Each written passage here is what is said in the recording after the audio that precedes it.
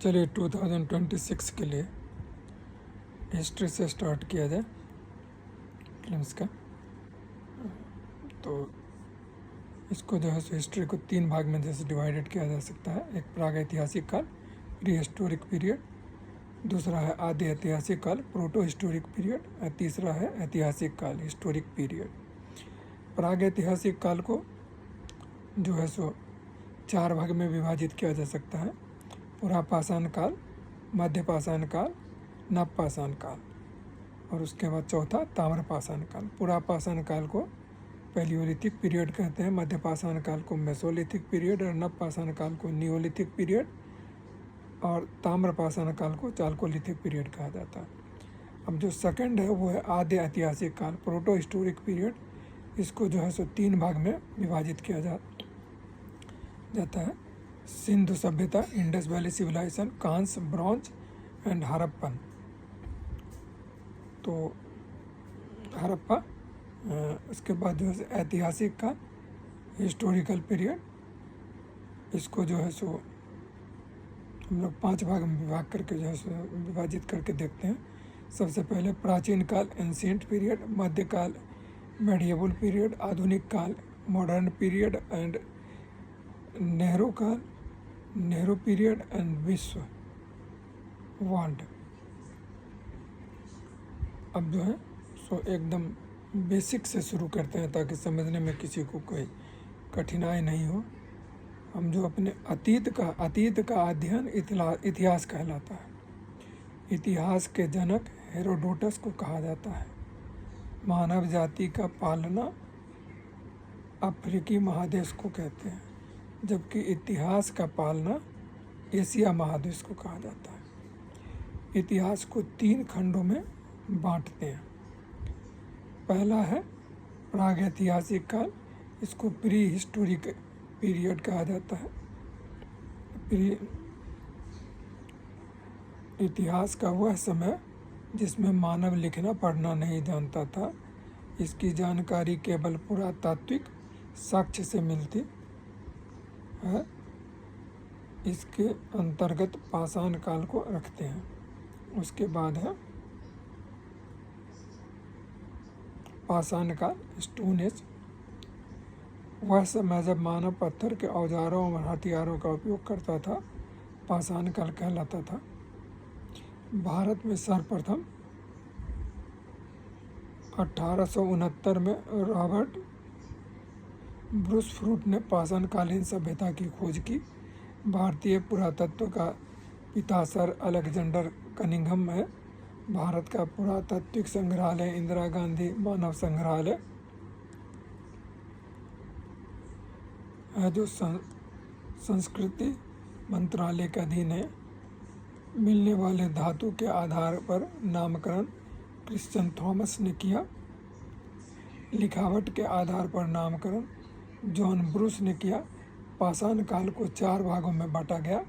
पुरापाषाण काल, Palaeolithic period, ये 20 लाख ईस्वी पूर्व से 12,000 ईस्वी पूर्व तक यह इतिहास का सबसे प्रारंभिक समय था।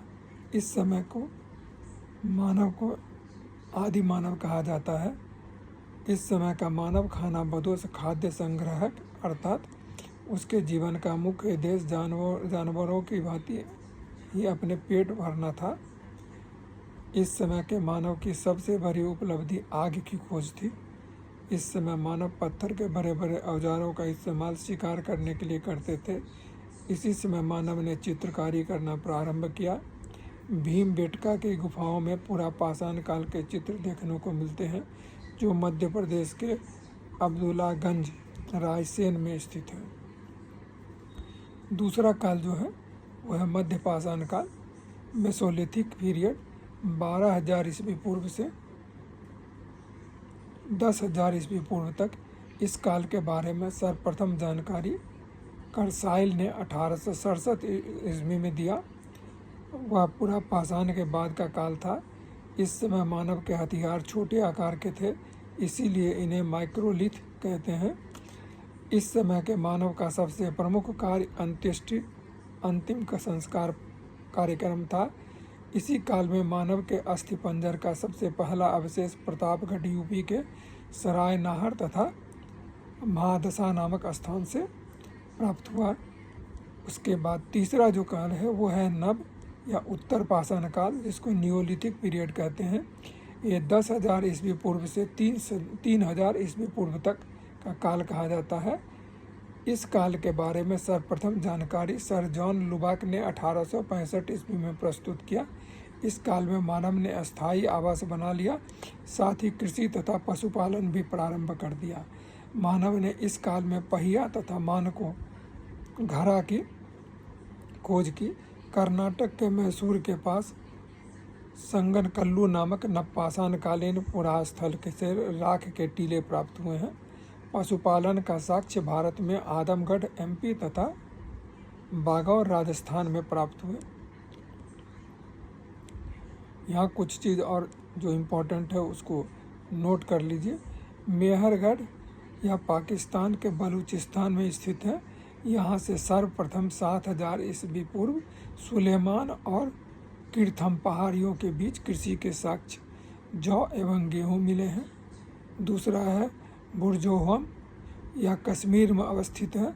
यहाँ गर्त बास का प्रमाण मिला है। यहाँ से मालिक के साथ कुत्तों को दफनाने का साक्ष्य मिला है। तीसरा है गुफकराल, यहाँ से मृदभांड का पहला प्रमाण प्राप्त होता है। उसके बाद चौथा है कोल्डी हवा, यह उत्तर प्रदेश के बेलन घाटी में स्थित है। यहाँ पर चावल का प्राचीनतम साक्ष्य 6,000 ईस्वी पूर्व का मिला है। उसके बाद पांचवा है चिरांद, यह बिहार के सारण जिले में स्थित है। यहाँ से प्रचुर मात्रा में हड्डी के उपकरण प्राप्त हुए हैं। छठा है लेहुरा देह, यहाँ से नवीनतम सबसे प्राचीन चावल का साक्ष्य 9,000 ईस्वी पूर्व। यहाँ से नवीनतम सबसे प्राचीन चावल का साक्ष्य 9,000 ईस्वी पूर्व टू 7,000 ईस्वी पूर्व के बीच का प्राप्त हुआ है। सातवां है दमदमा, यहाँ एक ही कब्र में 3 मानव कंकाल मिले हैं। मानव द्वारा पाला गया पहला पशु कुत्ता था। ठीक है। ताम्र पाषाण काल, चालकोलिथिक पीरियड, यह पाषाण काल का अंतिम समय था। इस समय तांबे की खोज हुई थी, जिस कारण औद्योगिकरण शुरू हो गया। इसी औद्योगिकरण का विकसित रूप सिंधु सभ्यता के में देखने को मिलता है। नवदा टोली मध्य प्रदेश का एक महत्वपूर्ण ताम्र पाषाणिक पुरा स्थल है, जिसका उत्खनन HD संकालिया ने कराया था। मानव द्वारा खोजी गई पहली धातु तांबा थी। ठीक है। इतिहास, अब इसको जो है सो कुछ और जो है सो ये कर लेते हैं। इतिहास का जनक किसे कहा जाता है? हेरोडोटस को। भारतीय पुरातत्व का पिता किसे कहा जाता है? अलेक्जेंडर कनिंघम को।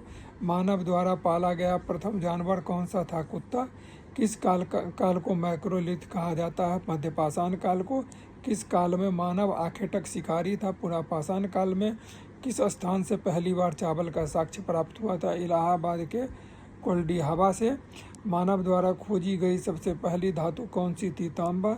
सबसे पहले कृषि का प्रमाण कहाँ पर देखने को मिलता है? मेहरगढ़ से। सबसे पहले चावल का साक्ष्य कहाँ पर देखने को मिलता है? कोल्डी हवा से।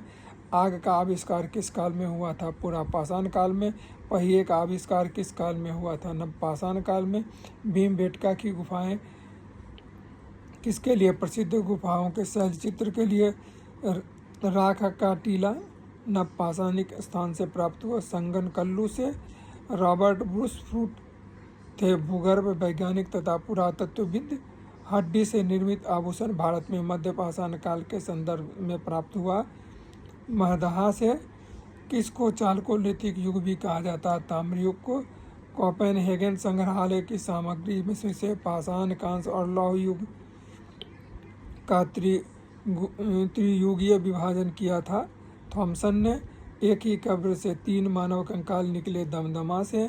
भीमबेटका की गुफाएं कहाँ स्थित है? अब्दुल्लागंज, रायसेन।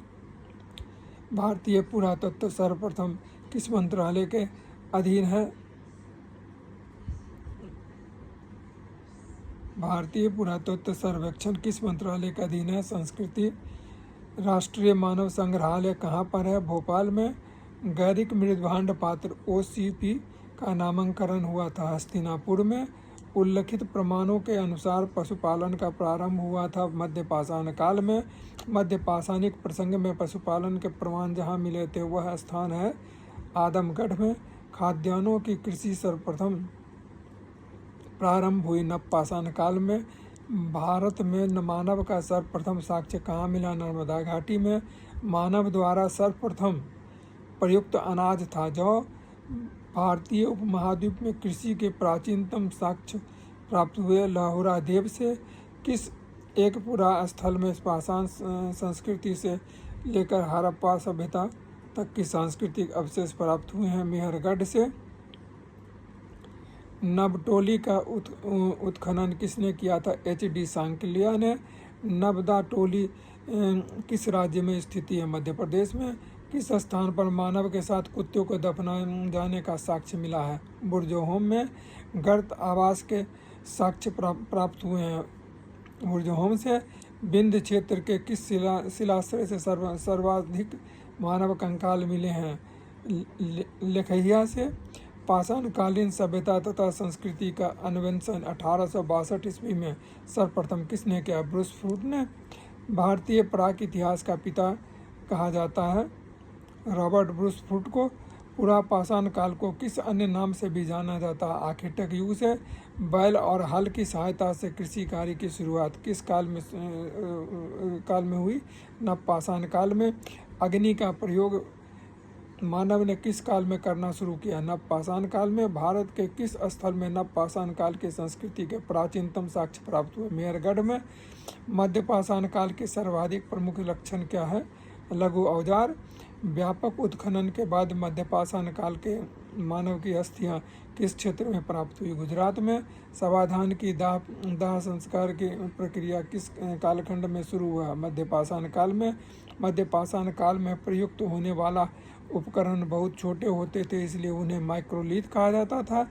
मध्य प्रदेश में आदमगढ़ और राजस्थान में बागौर प्रस्तुत करता है पशुपालन और प्राचीनतम साक्ष्य। इस काल में मानव के अस्थि पंजर शारीरिक प्रारूपों का सबसे पहला अवशेष स्थान से प्राप्त हुआ? प्रतापगढ़ उत्तर प्रदेश के सरायनहर तथा महदसा से। मेहरगढ़ में बसने वाले नवपाषाण युग के लोग अधिक उन्नत थे। वे गेहूं और रुई उपजाते थे तथा घरों में रहते थे। कच्ची ईंटों के। दक्षिण भारत में नवपाषाणकालीन सभ्यता का प्रमुख स्थल है बेलारी, कर्नाटका से प्राप्त होता है। विंध्य क्षेत्र का वह शिलाश्रय जहाँ से सर्वाधिक मानव कंकाल प्राप्त हुए लेखहिया से। भारतीय पुरातत्व सर्वेक्षण के प्रथम महानिदेशक थे जॉन मार्शल। ये जो है सो